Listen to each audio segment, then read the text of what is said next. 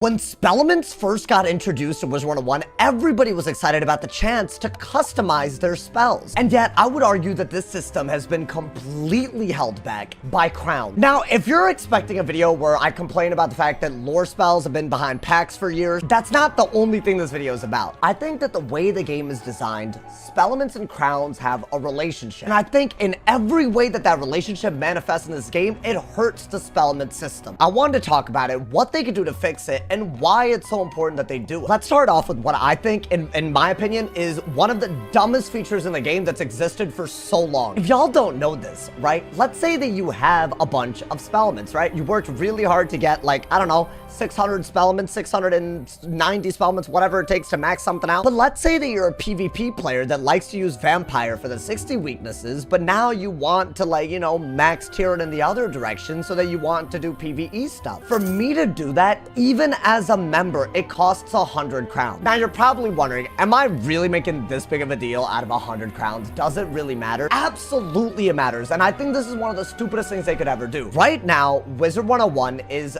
introducing a lot of features involved with advanced combat and standard combat. You've probably heard this term thrown around a lot, right? Because especially with the way raids are happening and PvP is being organized, there are two parts to this game now. There's the casual PvE, and then there's the advanced combat. And I think for anyone who wants to try to do anything beyond the standard, this is already a really, really stupid barrier. If I were a normal PvE death and I had a bunch of wraith spellements, I would 100% go the top path, because this is actually a really good spell when you get it to the top. It drains, it's a single hit, it's good. But what if I wanted to try out the Blade Gambit for 65 weaknesses in a raid that mattered? What if I wanted to do this for a PvP strategy? What if there was like a challenge mode that they had where this felt like a cool path to like look at? Currently, you can't really have agility between standard mode and combat mode, because right when you even consider wanting to do something different, you're hit with this little 100 crown paywall. I think 100 crowns holding back a whole ass feature in this game, like switching from standard to like advanced combat.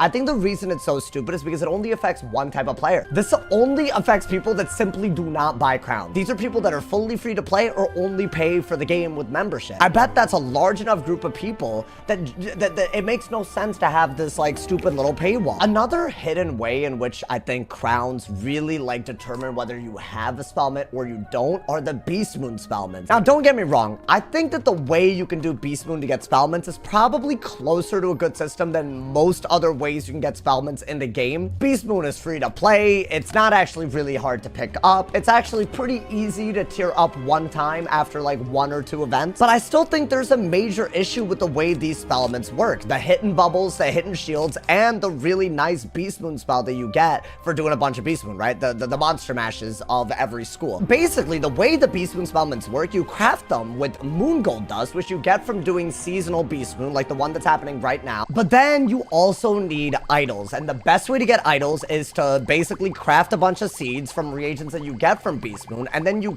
keep planting them over and over and over again, and then you keep hasty harvesting them. This is like something that harvests a mature blossom right away. And right now the best strategy is to pop a gardening benefit, which you can really only get from, you know, paying in some way, shape, or form, or doing PvP. And then you have to pop a bunch of energy elixirs as you run out of energy from harvesting and planting over and over again for the hour that the gardening benefit is happening. That's the best way to get the idols. You might notice something that is very energy intensive, and that is a real problem in my opinion. I will say this from experience. Someone who spends money to max tier their Stormwing will have a much quicker experience than someone that does not spend money to max tier their Stormwing. It's not as related to how much Beast Moon you do, or even like, you know, how good you are at Beast Moon. It's literally how much money do you have available to plant a bunch of seeds and keep harvesting them over and over again. I go through about 100 of these hasty harvests for 10 energy every time I use one gardening benefit elixir to keep spam harvesting. So do the math. I'm just spamming this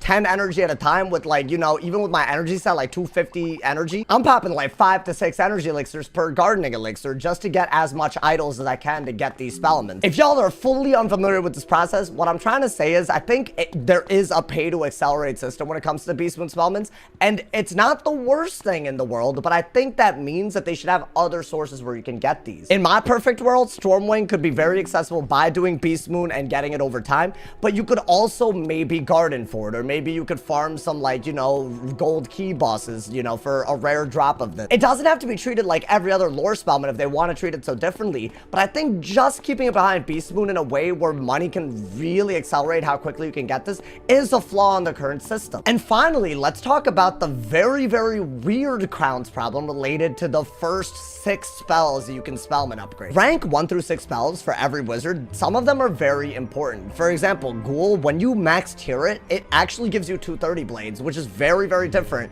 than when you tier 2 it. Where if you gambit a shield, you get 215 blades. It's ass. These are main world spellments, meaning if you happen to quest through all the way through Dragonspire, you'll get these dropped, but the second you hit high level, there is no way to farm for these. And the only way to get these quickly as a max level is to buy packs, which I think is really, really stupid. If I'm a max level and I want my rank 1 through 6 spellments, especially like the important ones, this is the only convenient way to do it, by paying crown. There's no bosses that I can farm for it. There's literally the only alternative is you can like get a very inconvenient talent called Elemental or Spirit Retriever. And the way this talent works is if you go through the inconvenience of making a pet with this talent, you can open up wooden chests and get random spellments from it, from that world. So if you open up spellments in Wizard City, you'll get like rank 1 spellements, for example. While I have no issues with this pack existing, and honestly, I think it's very fairly priced, I think it's kind of stupid that if you're a low level, you have access to these spellments by farming, but high levels still don't. Ever since the rollout of these spellments,